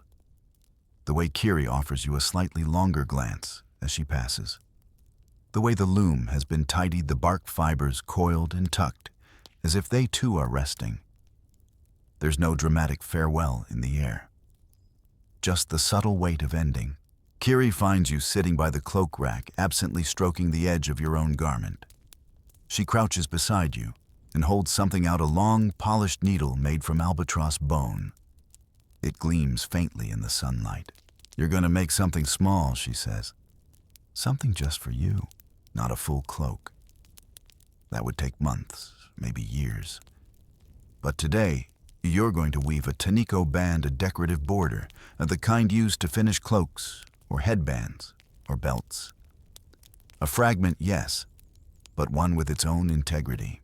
Mainstream fact, taniko is a traditional Maori weaving technique used to create geometric patterns often at the edges of cloaks. It's done with finger weaving using dyed threads, usually of muka, and involves complex wrapping, twisting, and tensioning. The result is a pattern that is both functional and expressive. A kind of woven punctuation mark. You sit with the others around the taniko frame, a smaller version of the upright loom. Kiri shows you the basics: warp threads strung tight, weft thread, wrapped at an angle tension, kept just so. It feels less like weaving and more like solving a puzzle blindfolded. Your first few rows are chaotic. The thread slips. The angles twist. The pattern refuses to behave. But then, something clicks. Your fingers begin to memorize. Over-under loop. Over-under loop. You stop looking so much. You start feeling. The pattern emerges. Not perfect, but clear. Kiri checks your work and grins. Looks like a path, she says. You tilt your head. It does. Small diamonds staggered and incomplete, like stepping stones through a stream. And that, she explains, is exactly what taniko often represents: pathways, rivers, guardians, ancestral journeys. It's less about decoration and more about interpretation. Not what does this pattern mean, but what does this pattern say to you? You continue weaving sunlight, warming the back of your neck, your breath slowing to match the rhythm of your hands. The band grows inch by inch. No two rows exactly alike, but all belonging to the same sentence. Quirky tidbit of the day: some taniko bands were woven specifically for mourning. Not black necessarily, but subtle, using muted colors and narrow spacing. The patterns would be slightly off balance, symbolizing the absence of someone who once walked the center line. There's still scholarly debate about whether taniko designs were standardized or improvised. Some patterns are associated with specific iwi, others with families. But many weavers insist that each band tells its own story, even if no one else knows what it means. You ask Kiri if your band could be added to a cloak someday. Maybe, she says. Or maybe it's enough just like this. You finish just before sunset.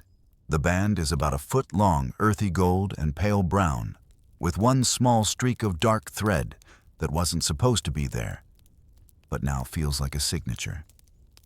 You run your fingers over it, surprised by the firmness. It looks fragile, but it's stronger than expected. Kiri takes it and ties it gently around your wrist.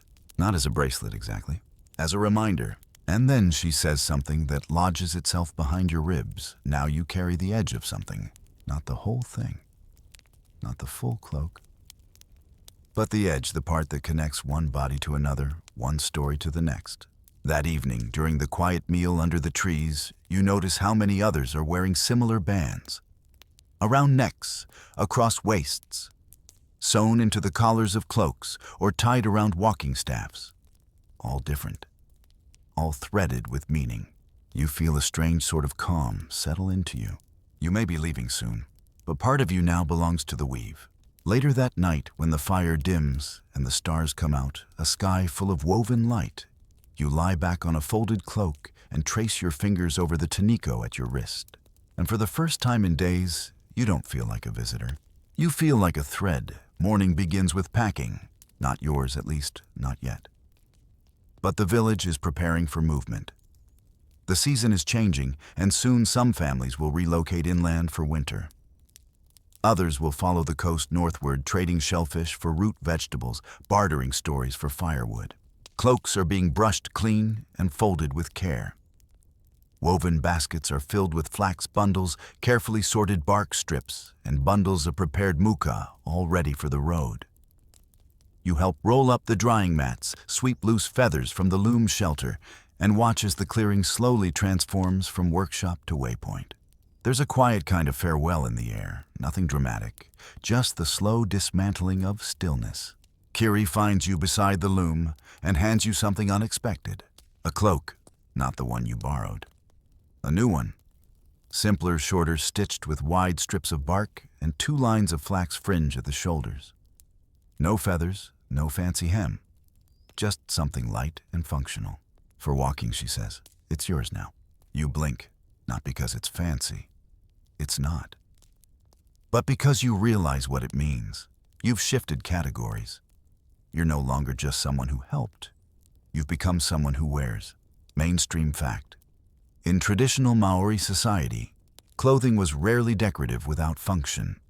Even the most elaborate cloaks had a job to keep warm, to identify status, to preserve memory. Cloaks marked identity through use.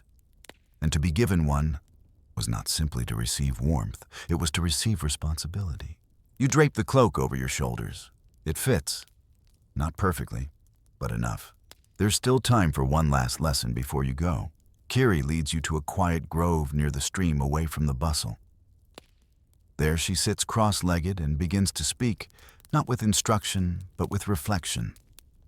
She talks about how cloaks don't always stay whole. Threads come loose, bark fibers snap, feathers fall. And sometimes cloaks are never finished, not because someone gave up, but because the person it was meant for changed. She tells you about the cloak she started for her son years ago, before he left, before he didn't come back. It's still there, half woven, rolled in flax, and tucked in the back of the storage hut. Not abandoned, just waiting. And maybe it will always wait. There's a kind of cloak we don't wear, she says softly, but we carry anyway. Quirky tidbit: in some families, partially woven cloaks were kept as symbols of a lost future, unfinished work, representing someone who passed away or disappeared. These cloaks weren't worn or gifted. They were kept, sometimes for generations, as quiet reminders of someone who'd been loved into a thread, but never into a full weave. You sit quietly for a long while, the stream whispering nearby, your new cloak pressing gently against your shoulders. You understand, not all cloaks are for wearing. Some are for remembering, some are for hoping, some are simply for holding on to. As you walk back toward the clearing, you notice your steps feel different. Not because of the cloak, but because of the person underneath it. Your gait has shifted. Your weight has changed. You carry something now. Responsibility, maybe. Memory, definitely. Fabric that's more story than structure. You help load a basket onto a shoulder frame, adjust the tie, and nod goodbye to the younger weavers who are still giggling over a bundle of twisted feathers someone smuggled into a hem.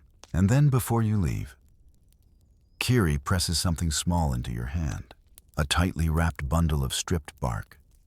Pale, flexible, still faintly scented with smoke and stream water. Start something, she says, even if you never finish.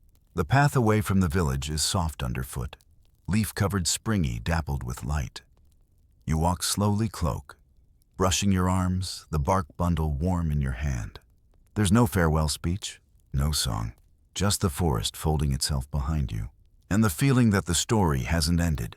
It's just waiting for your next knot. The path winds gently downhill through stands of kamahi and totara. The sunlight now dappled and golden as it weaves through the canopy above you. Every few steps, your new cloak brushes against a branch or rustles as it shifts with your stride. You've stopped noticing the sound. It's just part of your rhythm now, one more thing you carry that carries you back. You reach a bend in the trail where a fallen log offers a place to sit. So you do. Not to rest, your body isn't tired, but to think. And maybe, just maybe, to begin. Because Kiri's gift, the bundle of bark, has been whispering to you all morning. You untie it carefully. The fibers are already flexible, soft, with anticipation. There's just enough for something small, a pouch perhaps, or a narrow band, or a practice piece. It doesn't matter. You're not here to make something impressive. You're here to honor the impulse. So you start to strip the bark, slowly, evenly, not the way she did, elegant, confident, but gently, with respect. Your fingertips remember more than you expected. Peel, soften, twist. You find a flat stone nearby and begin tapping out the creases. Mainstream fact: bark preparation wasn't a one-size-fits-all process. It varied depending on species, season, humidity, even the skill of the weaver. Some iwi preferred long soaking in cold stream water. Others used warm baths infused with ash. A few mixed sand into the treatment to increase flexibility and texture. You begin weaving a strip, not a cloak, just a loop. Maybe a band for your wrist. Maybe something to tie around a bundle of herbs. As your fingers move, the forest seems to lean in a little, as if watching. And here's today's quirky tidbit. Some weavers believe the first object made with fresh bark set the tone for the entire weaving season. If you made something with care, the months ahead would follow suit. If you rushed or grew frustrated, the forest would remember and offer tougher fibers next time. No pressure. You smile quietly to yourself and continue. The strip grows longer. Uneven, of course. You knot a mistake without correcting it. You remember Kiri's voice. The cloak remembers its story, not its shape. You tie the strip into a loop and slip it over your wrist beside your Taniko band. It's nothing fancy, but it holds. It feels like the beginning of something. Or maybe the middle of something you hadn't noticed had already started. The forest is still. You stand and walk again, winding your way down through ferns and hanging vines past mossy stones and the chatter of a far-off stream. Your footsteps echo lightly. The bark loop swings with each stride, ticking like a quiet metronome. Eventually, the trail opens to a ridgeline. And there, in the clearing light, you pause because you can see a distant river snaking through the valley below. A silver thread loose against the green quilt of forest. You trace it with your eyes and imagine where it might lead. And you wonder how many cloaks have passed down that river. How many stories were wrapped in bark and muka, lifted into canoes, passed from hand to hand like folded time. There's still scholarly debate about how widespread the cloak trade networks really were. Some historians believe certain cloaks traveled vast distances, gifted between iwi, hundreds of kilometers apart. Others argue that most stayed close to home, their meanings rooted in local soil. The truth, as always, likely lies somewhere in between. But the idea of a cloak carrying its maker's story across islands, across seasons, comforts you, because you've started weaving yours now. You reach the base of the trail just as the first stars appear soft pinpricks in a sky that's still humming with leftover sun. You lay your cloak down beside you and lie back on the ground, letting the world press up gently against your back. And as the breeze rustles through the treetops, your cloak shifts slightly over your chest, settling like a final page turned. You didn't make the whole cloak, but you made a loop. You made a start, and in that start lies everything you need. Dawn breaks not with trumpets or birdsong, but with that quiet, silvery hush that only comes when the forest is holding its breath. Dew clings to every leaf, every blade of grass, and the woven hem of your cloak sparkles faintly where it touches the ground. You rise slowly, your bones a little sore from sleeping on the earth, your thoughts still wrapped in the warmth of yesterday's looped fiber. You stretch, then fold the cloak, not with urgency but with familiarity, like smoothing a bed sheet you know well, like packing away a friend. Your journey is nearing its end, but there's one more place to visit. You follow a smaller trail now, less worn, narrower, lined with brambles that tug gently at your sleeves, as if to say, "Are you sure you want to leave so soon?" The path curves toward a quiet inlet, a small bay where fresh water meets the sea. The sand is soft here, dark from minerals, dotted with small white shells and long strands of kelp that glisten in the morning sun. There waiting is an older woman. Not Kiri, this one moves more slowly, her cloak darker, heavier, embroidered with a deep line of twisted bark and something you can't quite identify at first. Not feathers, not fiber. Bones, maybe, no shell. She nods at you and gestures for you to sit. You don't speak. You simply watch as she opens a bundle and begins laying out a collection of cloaks on a driftwood rack. Each one different. Some smooth and sleek, others bristly and coarse. One looks like it was stitched from seaweed and midnight. "This is where we say goodbye," she says, her voice like driftwood weathered light, but stronger than it looks. "You've come to learn the final role of the cloak as a vessel for farewell. Mainstream fat cloaks played a significant part in Maori rituals of death and departure. A high-status person might be wrapped in their finest kakahu before burial, or their cloak passed down as an heirloom. Some cloaks were burned during Tangihanga funerals, others buried with the deceased. A few were taken apart, the fibers redistributed as remembrance.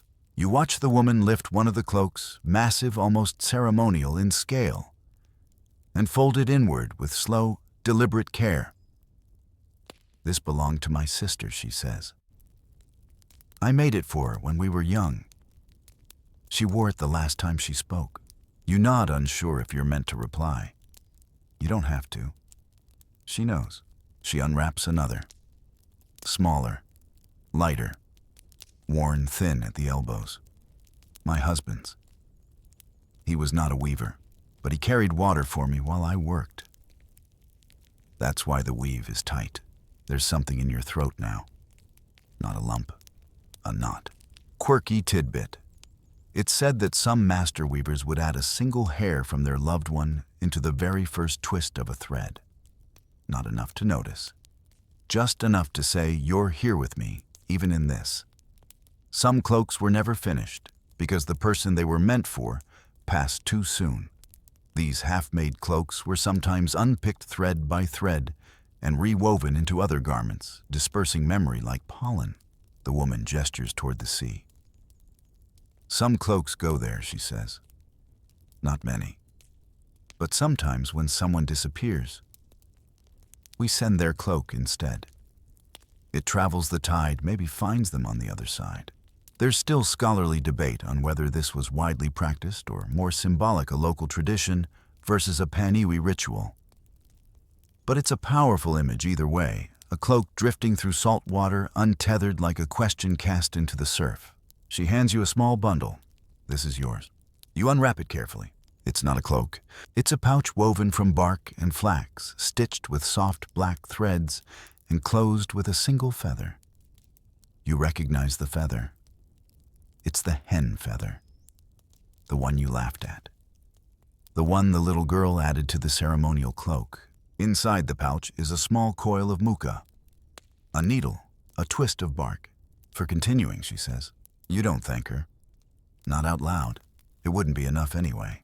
You simply hold the pouch against your chest and let the sun warm the top of your shoulders. The sea breeze lifts the hem of your cloak like a hand waving goodbye. Later, as you walk back up the trail, you look once more at the place where sea meets stream. You think about all the cloaks that might be sleeping in the earth now, or floating somewhere far, or wrapped around shoulders you'll never see again. And you realize you're not just someone who wears a cloak.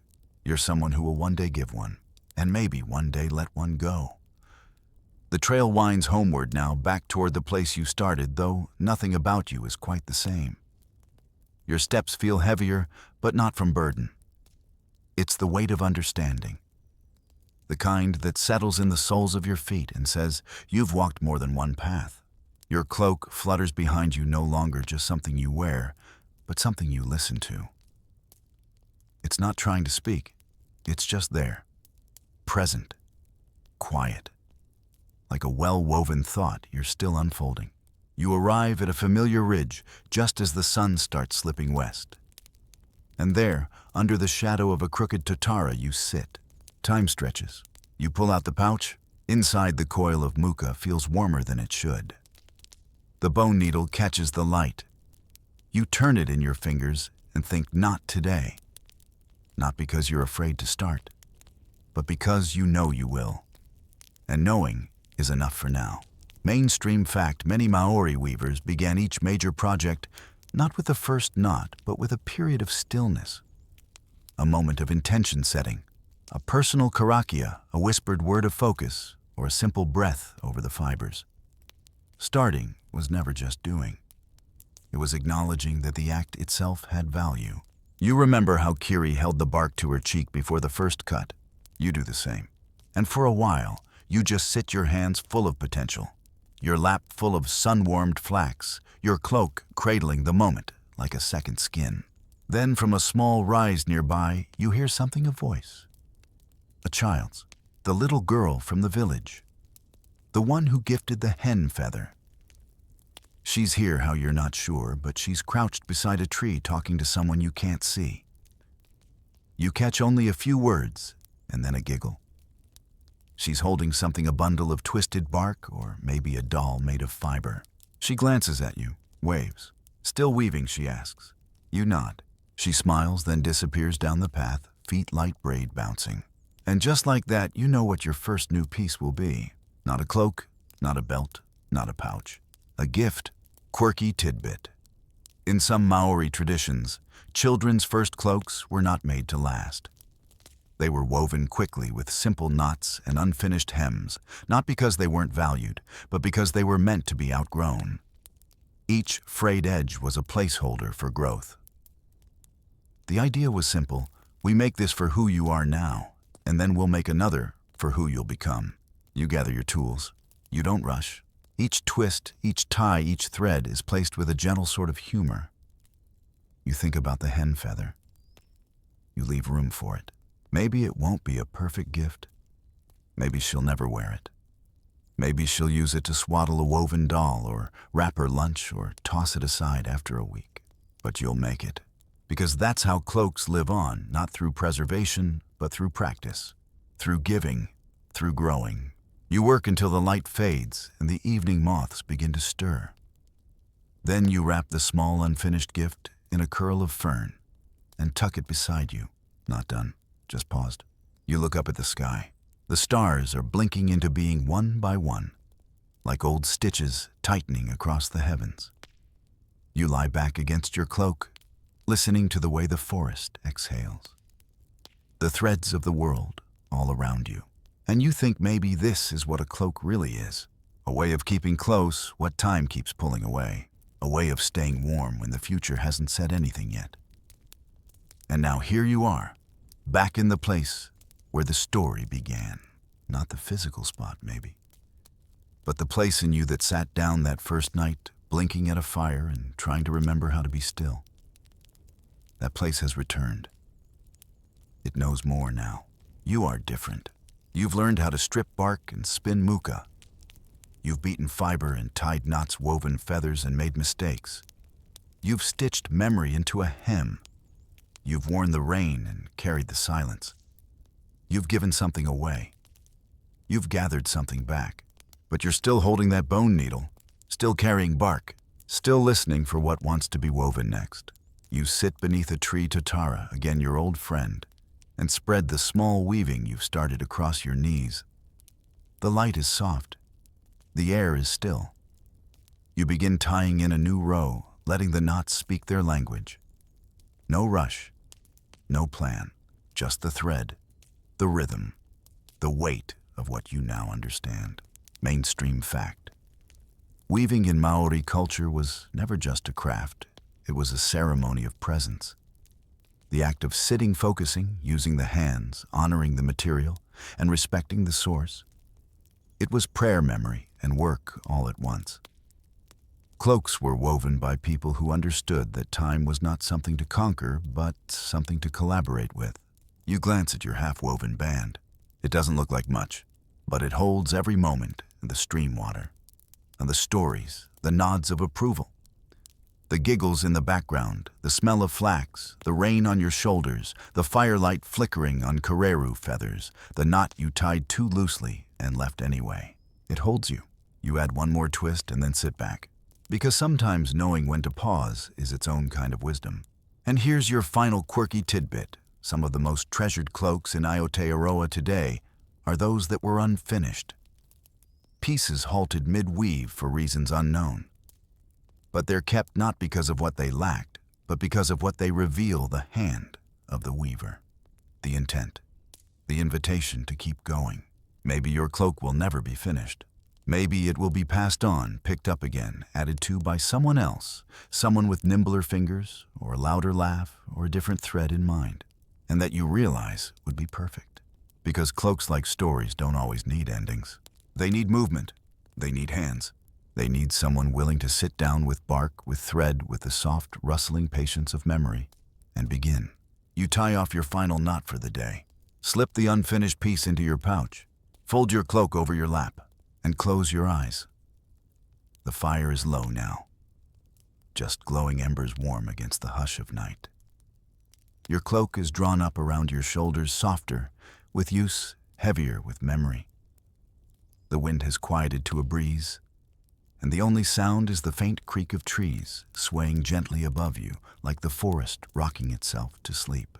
You shift slightly, finding the perfect place to rest your head. The weight of the pouch in your lap reminds you of all that remains unwoven. But there's no urgency. The threads will wait. The bark will soften. The story will come when it's ready. Right now, everything slows. The stars overhead begin to drift behind the clouds, and even the insects pause between their nightly murmurs. The world seems wrapped in a cloak of its own, stitched from cool air, distant surf, and the soft breath of the land beneath you. You exhale, long, even, the way the forest taught you to, and you let go of the last thought tugging at your sleeve. You are held now by the threads you've learned to tie, by the voices you've learned to hear, by the warmth you've learned to wear. Your hands once awkward with the needle now rest still. Your heart once cluttered with questions now simply listens. And the cloak bark flax memory and time holds you with quiet certainty. There's nothing left to do. No stories left to untangle tonight. Only this moment. Only this breath. Only this slow and steady weaving of sleep.